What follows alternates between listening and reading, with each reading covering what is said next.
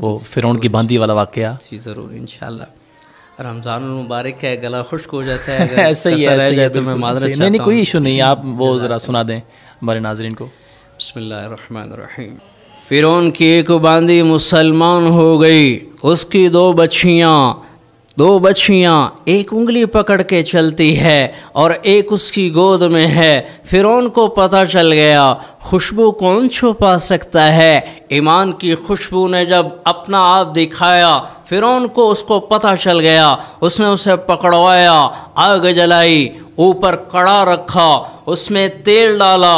جب وہ کڑکڑانے لگا، کھولنے لگا، تو فرعون بولا، بول اگر مجھے رب مانیں گی تو بچیاں مبارک، ملک اور مال اور عزت مبارک. اگر موسیٰ کے رب کو رب مانیں گی تو پہلے تیری بچیوں کو جلاؤں گا، پھر تمہیں جلاؤں گا. ایک بات چن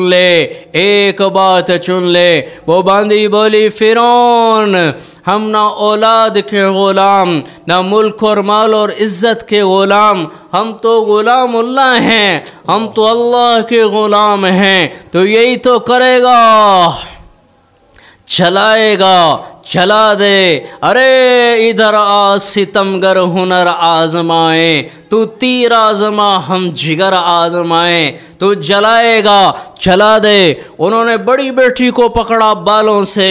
اس کی عمر ماں کی انگلی پکڑ کے چلتی ہے، یوں پکڑ کے اس نے کھینچا. اس نے چیخ ماری، اماں کا کلیجہ تو پارا پارا ہو گیا، لیکن اللہ کی اطاعت کا دامن اس سے نہ چھوٹا. وہ صبر کا پہاڑ بن گئی. ہمالیہ بھی یہاں ہوتا تو پارا پارا ہو جاتا. وہ کیا ایمان والی عورت ہے. قیامت کے دن جب یہ ماں آئے گی تو آج کی عورتوں کو جگہ کہاں ملے گی کھڑے ہونے کی؟ وہ کیسے کہہ پائیں گی ہم کیا کرتی، ماحول ہی ایسا تھا.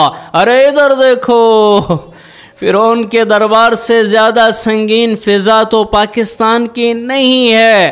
فرعون کے دربار سے زیادہ برے حالات تو پاکستان کے نہیں ہیں. وہ اس دربار میں کھڑی چپ بیٹی کو جلتا دیکھنا چاہتی ہے. انہوں نے اس کے سر کو ڈبویا تیل میں. حنظلہ بھائی دیکھتے نہیں ہو کیسے پکوڑے تلے جاتے ہیں، اور بیسن کے ساتھ تیل کیا کرتا ہے، وہی اس بچی کے ساتھ اس تیل نے کر دیا. لیکن اس کی ماں کی آنکھ سے ایک قطرہ نہیں. اندر میں آبشاریں کھل گئیں. میرے اللہ نے اندر کو دیکھا، اسے اپنی بندی پر رحم آیا. اللہ نے اس کی آنکھوں سے پردہ ہٹا دیا. ماں نے بچی کی روح کو نکلتے ہوئے دیکھا. وہ کہنے لگی، اماں غم نہ کرنا، ہم تھوڑی دیر کے بعد اکٹھے ہو جائیں گے. پھر اس کے معصوم پھول کو پکڑا. ہائے ہائے ہائے، جس ماں کا جگر گوشہ دودھ پیتا ہوا بچہ آگ میں جلنے کے لیے جا رہا ہو اور ایک بول اس کی جان بچا سکتا ہو، کیسے گریبان چھڑاؤ گے اس ماں سے؟ کہاں سے جواب بن پائے گا اس ماں کے سامنے؟ انہوں نے اس معصوم پھول کی ٹانگوں سے پکڑا. ارے معصوم بچہ تو جانور کا ہو اس پر بھی پیار آتا ہے، جو دشمن کا بھی ہو اس پر بھی رحم آتا ہے، پرائے کا ہو اس پر بھی رحم آتا ہے. اس ماں کا جگر گوشہ دودھ پیتا ہوا بچہ آگ میں جلنے کے لیے جا رہا ہو اور ایک بول اس کی جان بچا سکتا ہو، کیسے سامنا کیا جائے گا اس ماں کا؟ انہوں نے اس معصوم پھول کو ٹانگوں سے پکڑا. اس کو تو پتہ ہی نہیں میرا قصور کیا ہے، میری ٹانگیں کیوں کھینچی جا رہی ہیں، مجھے کہاں لے جایا جا رہا ہے. یوں پکڑ کے انہوں نے تیل میں پھینک دیا.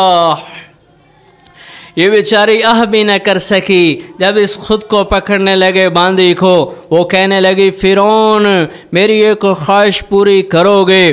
فرعون بولا، کیا؟ کہنے لگی، جب مجھے جلا دو تو میری اور میری بچیوں کی ہڈیوں کو ایک جگہ دفن کر دینا. فرعون کہنے لگا، تمہاری خواہش پوری کر دی جائے گی. یہ خود ہی کود گئی بیچ میں تیل میں اور بھنی گئی مچھلی کی طرح. ہڈیاں بچ گئیں، ہڈیوں کو اٹھایا گیا اور ایک جگہ پہ دفن کر دیا گیا.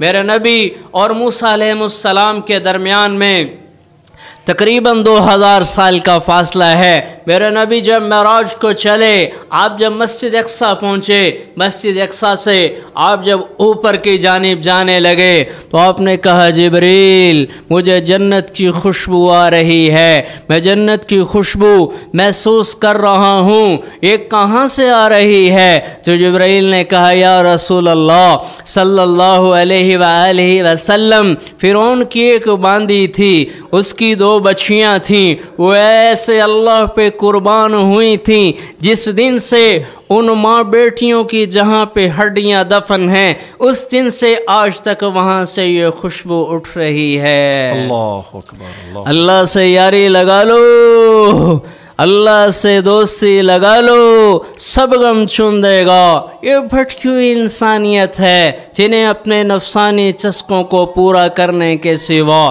کچھ نظر نہیں آ رہا۔ اللہ اکبر، اللہ اکبر۔ ناظرین آپ نے سنا، یہ تھے ہمارے ساتھ ہمارے دوست، ہمارے بھائی راشد شاہ صاحب۔ آپ دیکھیں کہ مولانا طارق جمیل صاحب کے انداز میں اللہ تعالیٰ نے کیا للہیت رکھی ہے، جو ان کے انداز میں پڑھتا ہے بولتا ہے تو وہ بھی سامنے والے کو ایک دفعہ وہ ہلا دیتا ہے۔ اللہ تعالیٰ آپ کو بہت زیادہ اس طرح سے نوازے۔ راشد بھائی ممنون ہوں آپ کا، آپ نے ہمیں